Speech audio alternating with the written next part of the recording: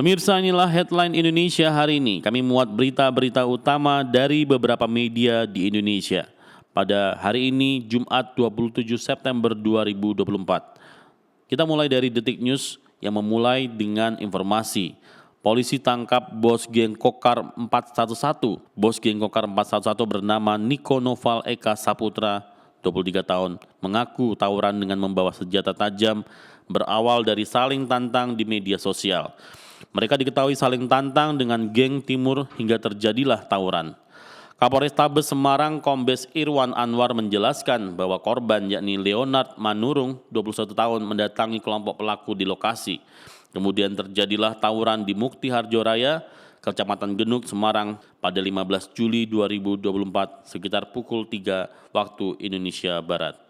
Menurut Niko, saat kejadian lawannya datang sejumlah 50 orang, sedangkan gengnya berjumlah 13 orang. Saat kejadian korban diketahui mengalami luka bacok, bagian kepala hingga pingsan. Korban sempat menjalani operasi di bagian telinga dan lutut kiri. Lebih lanjut, Niko menjelaskan bahwa mereka iuran untuk membeli celurit yang digunakan untuk tawuran. Dirinya juga mengaku sebagai ketua geng Kokar 411. Dilanjut dari jogja.inews.id. Polisi menyebut kasus kecelakaan truk tertabrak kereta api Taksaka di pelintasan Kapanewon Sedayu, Kabupaten Bantul bisa berujung pada proses hukum. Sebab peristiwa itu terjadi karena adanya kelalaian dari sopir truk yang tidak mengindahkan peringatan petugas. Kasih Humas Polres Bantul AKP 1 Nengah Jeffrey Pranawidiana mengatakan sopir truk itu bisa terancam pidana kurungan maksimal 3 bulan penjara. Menurutnya berdasarkan Undang-Undang Nomor 23 Tahun 2007 tentang Perkeretaapian, pengguna jalan wajib mendahulukan perjalanan kereta api. Sementara dalam kasus ini, sopir diduga menerobos palang pintu hingga menyebabkan tabrakan yang menimbulkan kerusakan pada kereta serta pos jaga. Masih seputar kasus kecelakaan diberitakan oleh sindonews.com. Kecelakaan maut terjadi di Jalan Tol Reformasi Kota Makassar, Sulawesi Selatan pada hari Rabu 25 September malam. Dalam insiden ini 2 orang tewas yang merupakan ibu dan anak, sementara 2 orang penumpang lainnya, bapak dan anak, hanya mengalami luka-luka.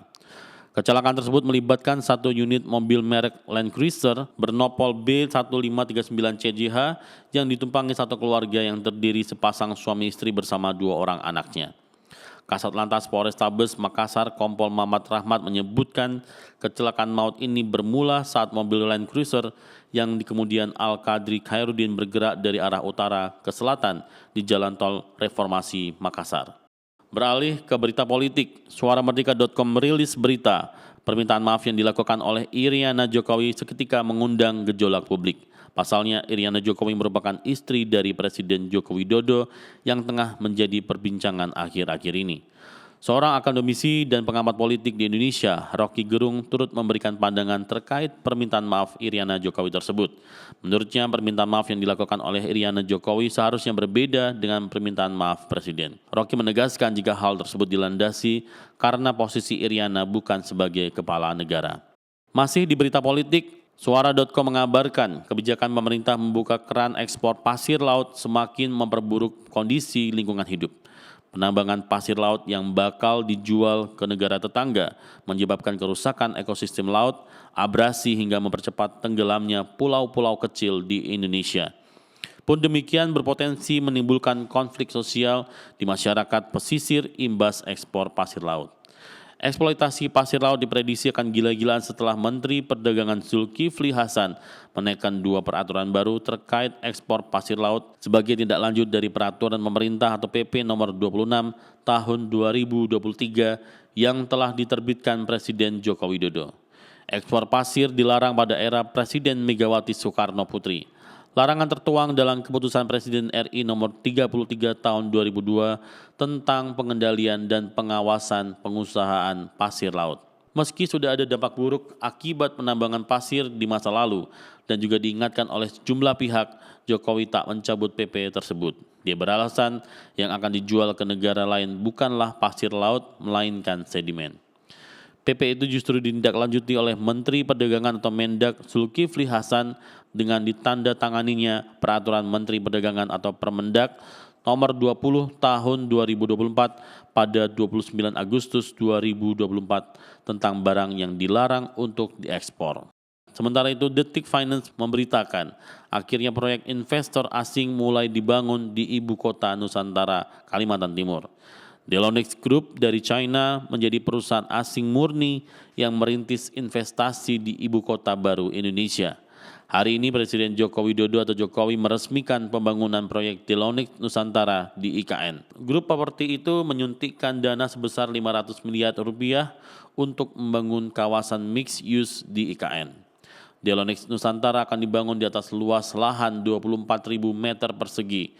Di dalamnya akan banyak pembangunan properti, mulai dari hotel, service apartemen, pusat perbelanjaan, perkantoran, dan pusat olahraga, serta kebugaran.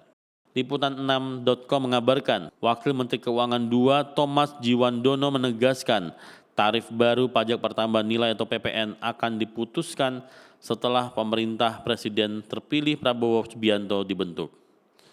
Thomas mengatakan bahwa publik perlu memberikan kesempatan terlebih dahulu kepada Prabowo untuk meninjau dan memproses terlebih dahulu terkait arah kebijakan ke depan di pemerintahannya nanti. Thomas pun memastikan Presiden terpilih Prabowo Subianto sudah mengetahui adanya kemungkinan tarif PPN akan naik tahun depan. Tempo.com melaporkan Camat Ngargoyoso Wahyu Agus Pramono yang menjadi tersangka gratifikasi kasus korupsi dana bahan usaha milik desa atau BUMDes Berjo, Kabupaten Karanganyar menyerahkan uang tunai sebesar 285 juta kepada Kejaksaan Negeri Karanganyar.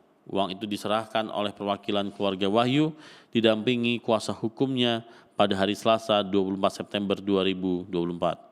Kepala Seksi Pidana Khusus Kejaksaan Negeri Karanganyar Hartanto saat dimintai konfirmasi membenarkan hal itu. Dilansir dari tribunnews.com, siswa Madrasah Aliyah Negeri di Gorontalo yang menjadi korban kekerasan seksual gurunya, yaitu DH 57 tahun, dikeluarkan dari sekolah. Kepala Sekolah MAN tempat korban bersekolah, Romi Bau mengatakan, jika merujuk pada peraturan dan tata tertib sekolah, korban terancam dikeluarkan. Sebab ujar Romi terkait kasus yang menjerat korban dianggap melanggar tata tertib sekolah. Tata tertib setiap tahun kita sosialisasikan, karena hal itu ada tatib yang dia langgar sehingga harus dikeluarkan, ujar Romi pada hari Rabu 25 September 2024. Dikutip dari tribungorontalo.com. Beralih ke luar negeri, detiknews.com memberitakan kebakaran terjadi di penjara Santiago Vázquez di Montevideo, Uruguay. Kebakaran di ibu kota negara itu mengakibatkan 6 narapidana meninggal dunia. Dilansir AFP, Kamis 26 September 2024, Kementerian Dalam Negeri mengatakan penyebab kebakaran hingga kini belum diketahui. 6 jenazah ditemukan hangus karena terkunci di dalam sel, padahal katanya sel lain terbuka. Kemudian ada seorang tahanan dari sel sebelah dibawa ke rumah sakit penjara untuk perawatan. Untuk diketahui kebakaran di penjara yang sama pada Desember 2023 menewaskan 6 orang. Investigasi menentukan bahwa hal itu dilakukan dengan sengaja dan 4 tahanan didakwa melakukan pembunuhan. Menurut data negara tersebut, Uruguay mempunyai tingkat penahanan tertinggi di Amerika Latin dan tertinggi ke-10 di dunia. Pemirsa, itulah headline Indonesia hari ini.